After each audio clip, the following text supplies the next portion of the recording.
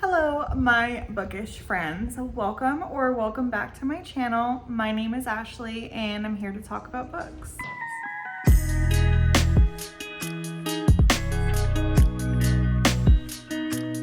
Today I am coming at you with my Q1 and Q2 wrap up for 2025. I started off this channel by doing monthly wrap ups and I found it to just kind of be too much for me. It wasn't the main type of content that I wanted to film, and with the schedule that I was able to make for myself, that counted for half of the content that I was putting out. I also felt that with me doing monthly wrap-ups and talking about all of the books that I was reading, I was unintentionally filling up my channel with books that I didn't care a lot about, and it being just like a lot of meh, middle of the road books. And that's not really what I wanted. I wanted to be able to give my, I really did not like this book or I really loved this book. So talking about everything I'm reading and including everything in between was just bogging down my motivation to make those types of videos. But I still do want to do wrap-ups. So I decided that we are going to be doing quarterly wrap-ups. For my first one, we're just going to do Q1 and Q2 so that we can just cover those bases in one video and get caught up. So yeah, that's what we're here to do today. So let's start off with some stats. If you're not interested in stats, I will have this video timestamped so you can skip ahead. But for the people who like numbers, this part's for you. Here is my monthly breakdown of how much I read in each month. Between Q1 and Q2, I read a total of 38 books, and I had a couple of DNFs, so those are going to be included here on this graph, but they are not counted towards the actual number of how many books that I read. And that totals 10,313 pages. Here is my genre breakdown, and some of the books I wasn't sure exactly what category they fit in. Like, they kind of fit in multiple categories. So there are a few that are being counted for in 2 categories instead of just 1. I read mostly thrillers and horror. That's not unusual for me, but thrillers came at 16, horror at 13. I did have 1 nonfiction book. It was a memoir, and then 3 romance, 4 lit fic, and 4 magical realism. Here are my star ratings for these books. I had mostly 3.5 stars. I'm kind of wanting to rethink the way that I rate my books, because 3.5 star for me can be like a book that I enjoyed, I had a good time with it, but it wasn't like the most memorable, or a book that I'm going to like go out and purchase a trophy copy of it if I didn't already have a copy. So in my mind, 3 is like middle of the road and 3.5 is like, it's better than that. Also, when I'm making these stats and everything, I was looking back and I was looking at the other books that I rated the same, and I'm like, I don't think that in comparison, like, this book and this book should be rated the same. So I don't know, but I also don't want to go back and rewrite every single book that I've ever read, so I don't know how to go about that. And then the last stat that I have for you guys is the format breakdown. So I had 17 physical, 20 on Kindle, and the 6 audiobooks that I have listed here were books that I read in tandem with a physical or Kindle copy. I did not solely read any just audiobooks so far this year. And not that that doesn't count, that is not my opinion. Reading audiobooks does count as reading a book. But in this situation, all 6 of those books were tandem. Now that we have our stats out of the way, I just wanted to talk about some of my most, like, the top rated and some of the lowest rated. Some of these books I have already discussed in detail why I did or did not like them, so I will not be going into full detail. I'm just going to do brief, like, bullet point notes on why I didn't like them or did like them. Getting the negativity out of the way, I picked out 3 of my lowest rated books this year to talk about in this video.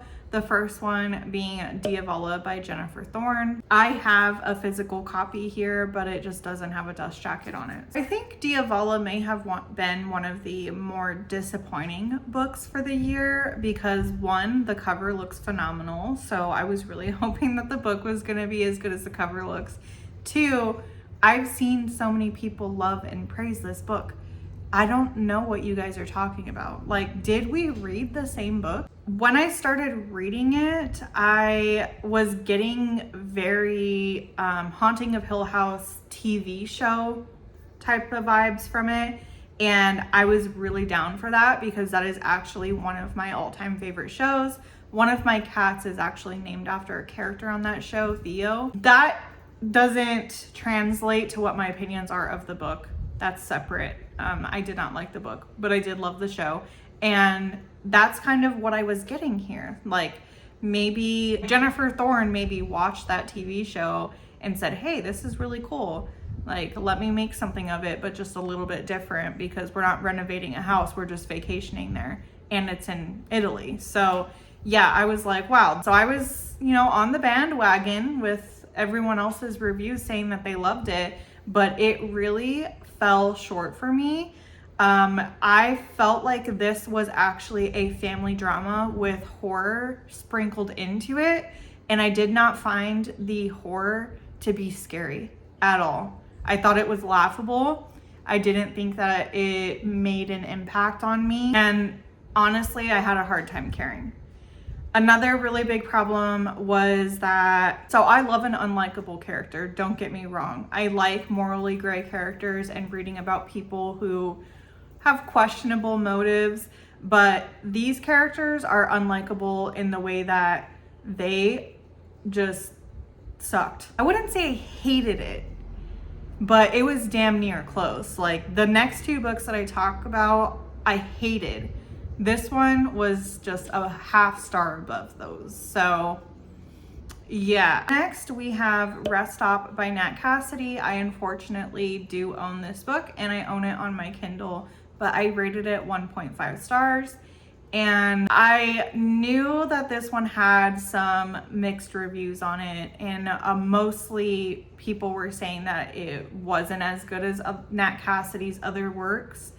And I can agree with that, but the only other work that I've read from Nat Cassidy is Mary, and I'm hoping to get to Nestlings very soon, even though I really liked Mary. I think I rated Mary like 4 stars, and then this is a 1.5, so that is complete opposites of the spectrum, but I do still have high hopes for Nestlings. The main issue that I had with this book were the characters, because I didn't like anybody. I thought everybody was annoying, kind of pretentious. The main character and being in his head, I just did not enjoy it. If it wasn't such a short book, I do think this one would have ended up being a DNF for me because he was irritating me. That is something that I find pretty disappointing, because reading the synopsis on this book and knowing how much I loved Mary, I feel like this one talked a big game and it did not deliver. The only redeemable thing about this book that gave it a 1.5 instead of a 1 would be that it's an isolated setting and he's trapped in a gas station bathroom at a rest stop. That is the only thing about it that I liked. Everything else I did not care. I also didn't like what was happening at the rest stop, like the things that were supposed to be scary and that he was having issues with. I didn't care. I think there was only one point in the book where I was like, okay, that's kind of creepy, but it wasn't anything that I haven't seen before. And I feel like maybe I'm desensitized because I watch so much horror and I read so much horror that the type of horror that this book offered just didn't hit for me. Last of the negativity, we have Night of the Mannequins by Stephen Graham Jones. And this one was one that I borrowed from the library, so I was very happy to drop that off and not have it on my Kindle or on my physical shelf, because I was like, this book sucked. I hated this book. My main gripe with it is just the way that it's written and the way that it's told. It's told from the perspective of this, I think he's in high school or something, but he's telling it as if he's sitting down having a conversation with you like I am right now, except the way that he told this story just felt like a rambling of nonsense where you were just like, okay, what the fuck is he talking about? If I was sitting down having a conversation with this main character and he was telling me this story, I think my eyes would be glazing over and that I would just be like, I'm gonna go find something else to do. I have to go home and vacuum. Like, I would rather be anywhere else except sitting here with you talking about this. And once again, this is another book that I knew I didn't like, and the only reason that I finished it was because it was short. Okay, the Negative Nancy has left the room. We are no longer talking about my low rated books. We are now on to my highly rated books and the books that were my favorites. I have 4 books that I wanted to talk to you guys about that were like my highest rated books of the first 6 months. And then I do have 2 honorable mentions in here as well. I do have a short already on all of these first 4. So I'm also not going to be going in depth about these ones. And then one of them I read in a reading vlog, but I'll talk a little bit more about that one.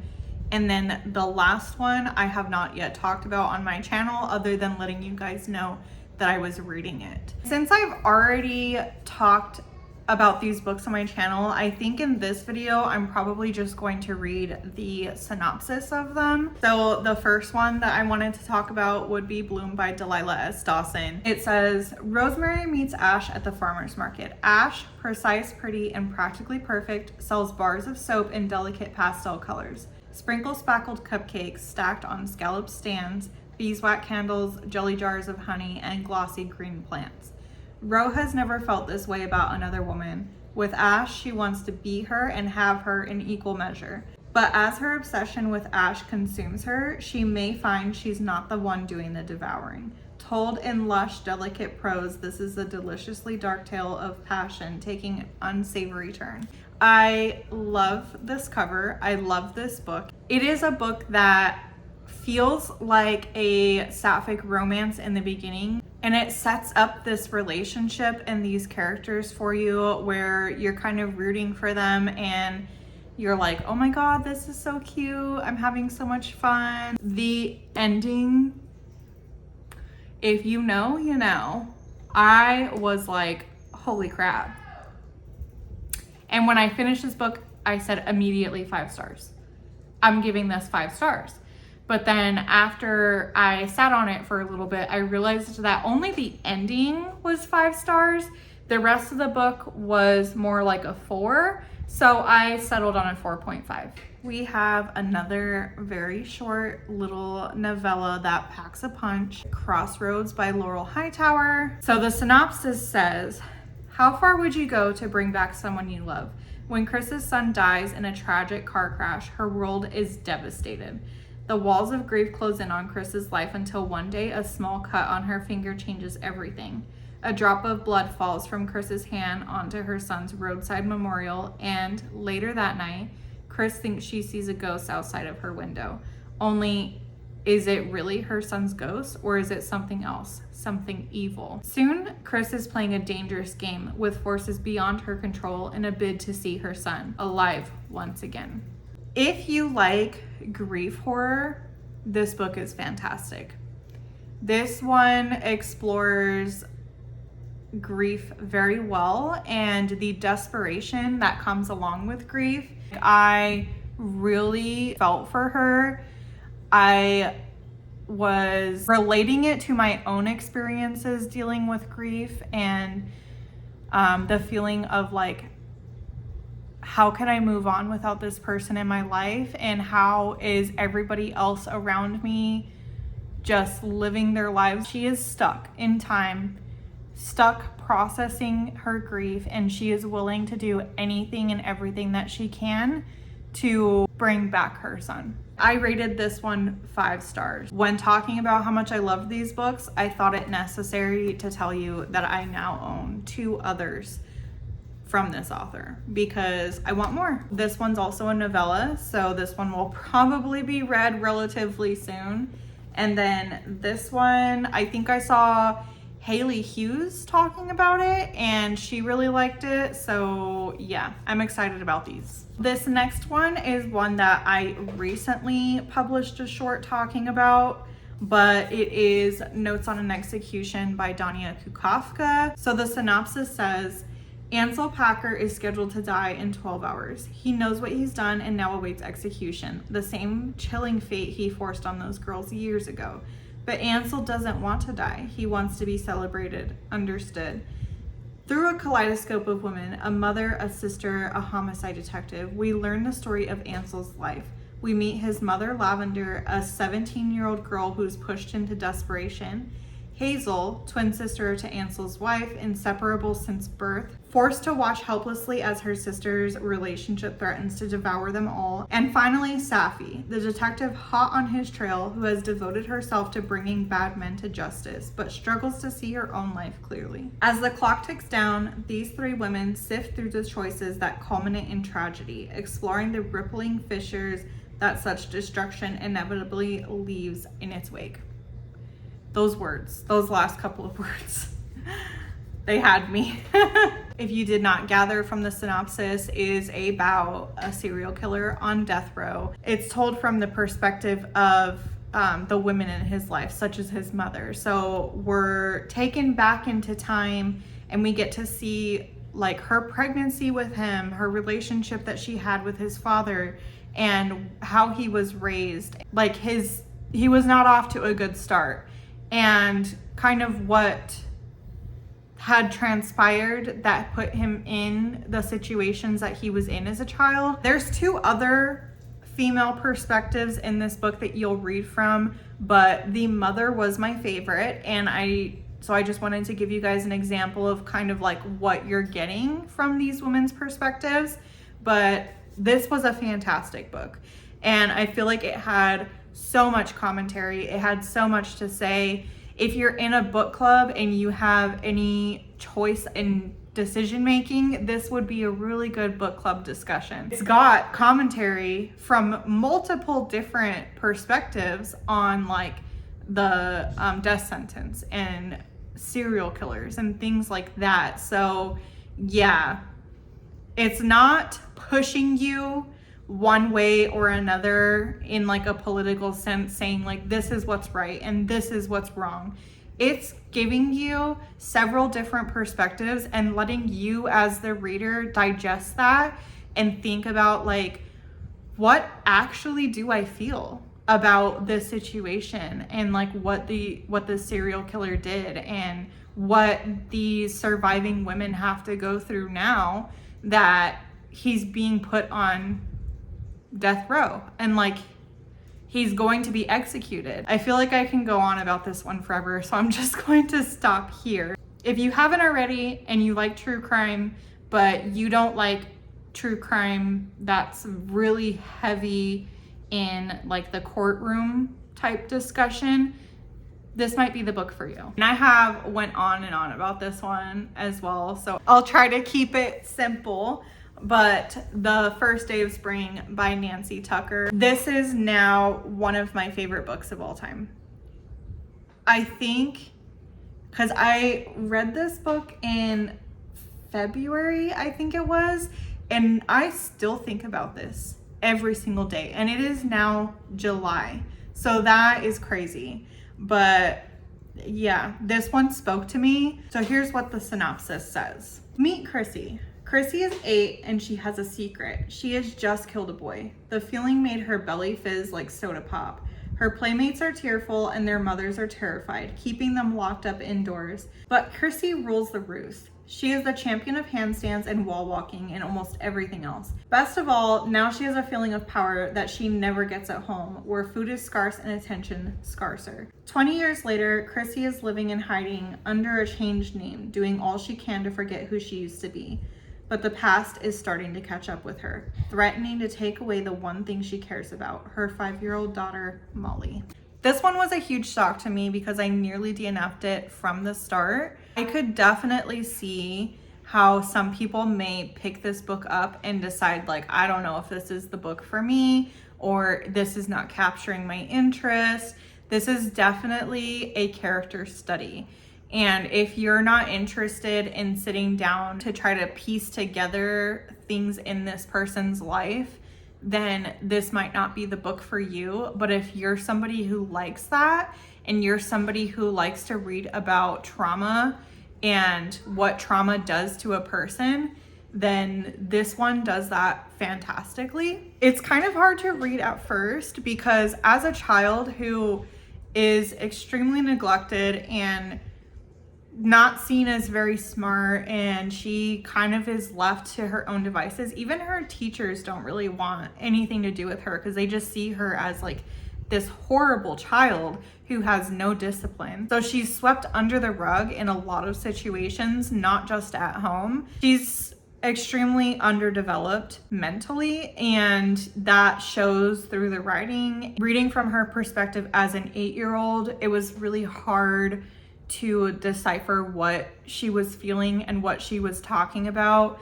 And especially when you think like, oh, I'm reading about this girl who just murdered another child and she has like no remorse for what she did, and she just thinks that like, oh well, you know, kind of thing.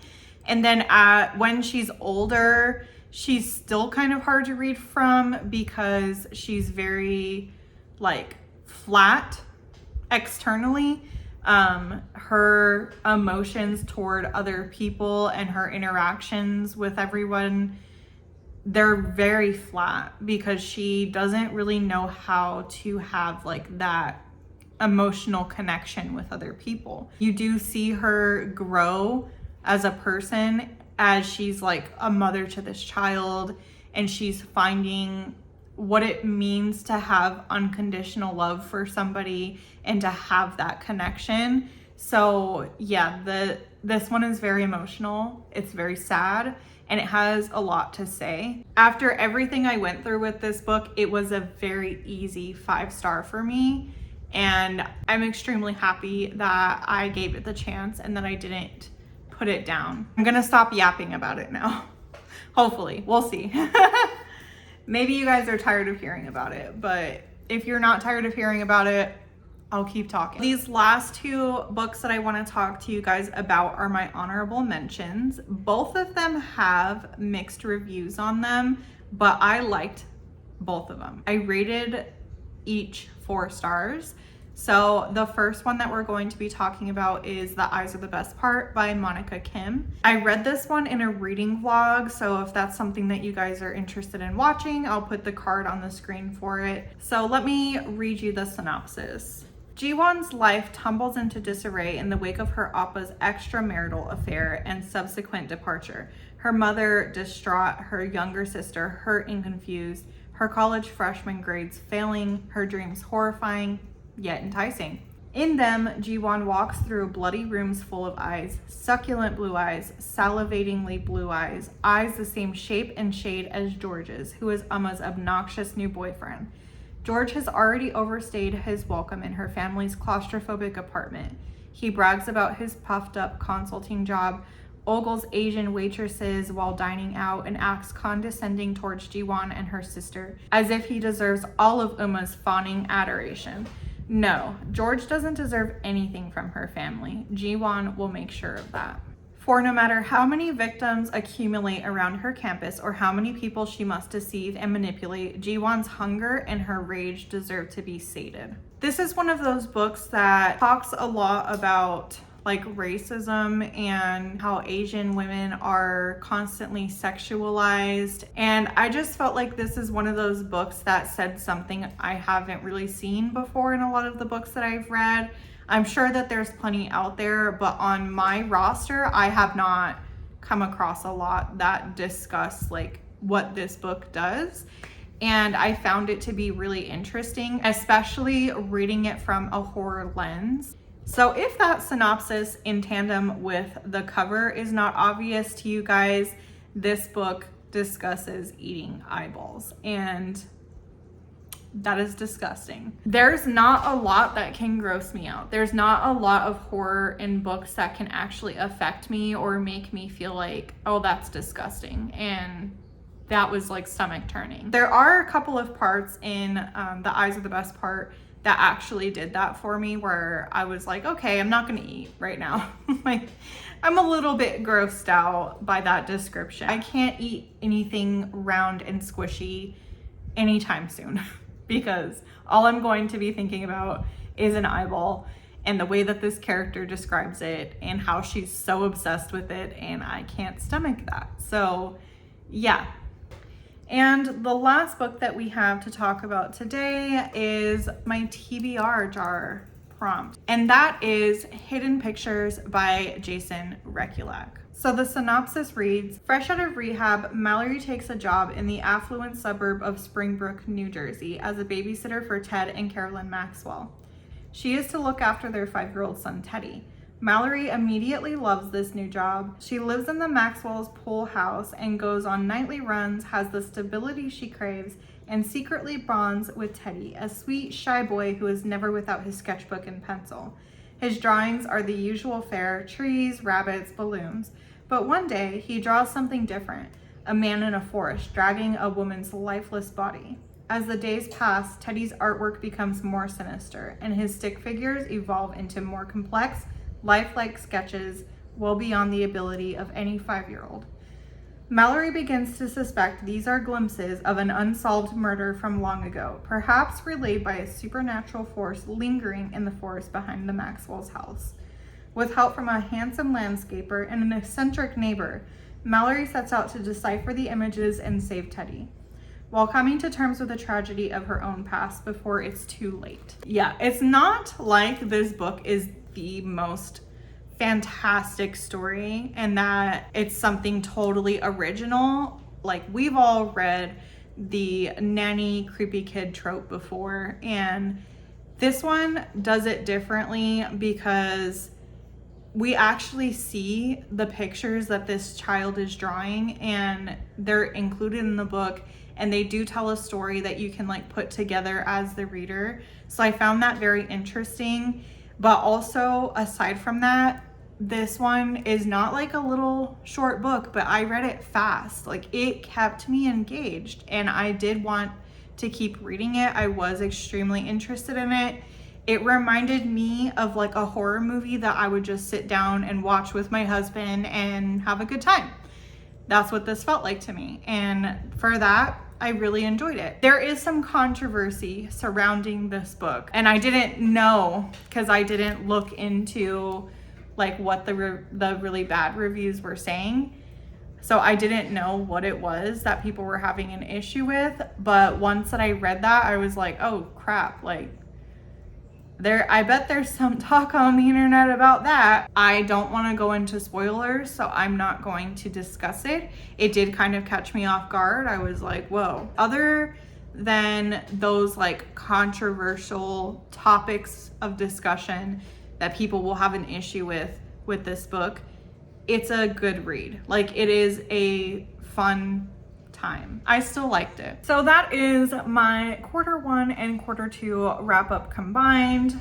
This was very fun, and I'm going to be looking for some kind of structure with these videos going forward. I would like to add something more to the end of it aside from talking about these books. So if you guys have any suggestions on what you like to watch within these wrap-up videos, please let me know. If you liked this video, please don't forget to like it. Don't forget to subscribe if you haven't already, and maybe ring the bell if you would like to be notified when I upload. I hope you guys are having a wonderful rest of your day, and I will see you in the next video. Bye!